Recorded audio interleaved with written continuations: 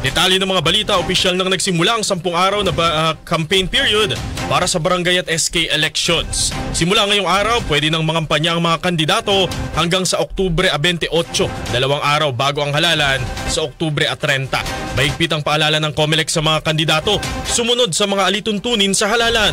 Ayon kay COMELEC spokesperson Attorney John Rex Laudiangco, kabilang dito ang pagsunod sa itinakdang Statement of Contributions and Expenditures o SOSE, kung saan 5 piso lamang ang dapat na gastusin ng isang kandidato sa kada registered voter.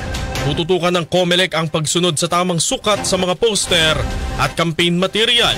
Bawal ang pamimigay ng baller ID, t-shirt, sombrero at mga pagkain sa kampanya dahil maituturing itong vote buying. Banta ni Laudiangco, maaring ma-disqualify kahit nanalo na sa pwesto ang sino mang lalabag sa mga alituntunin ng COMELEC. Kapag po nailabas na ng COMELEC ang desisyon bago maghalalan at ito'y naging final and executory, tatanggalin po namin sila sa listahan po ng mga kandidato. At kung sakali man po meron patuloy pa rin bumoto sa kanila, stray votes po ang tawag dyan, hindi na po bibilangin yan. At kung sakali man po siguro maaring sa dami ng kaso hindi matapos lahat na desisyon na ng COMELEC, naku, wag po sila mag-alala, kayang-kaya po namin silang pababain kahit po sila yung makaupo na at manalo pa sa halalang ito. Nasa 200 kandidato na mula sa NCR, Calabarzon at Central Luzon ang pinadalhan ng COMELEC ng show cause order dahil sa premature campaigning.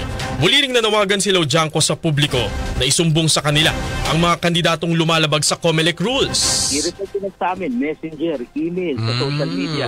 Sabihin lang sino, saan, saang lugar, kailan, at paano ginawa ang paglabag sa batas. Kung kahit po sa social media, screenshot po ninyo, ipadala niyo sa amin ang aming pong Task Force Anti-EPAL at Committee on Contradigay, ang siya na mismo magtututok, mag-iimbestiga, mangangalap ng ebidensya at magsasampa ng kaso. Maganda po dito, hindi po namin dinidisclose ang pangalan na ng-report.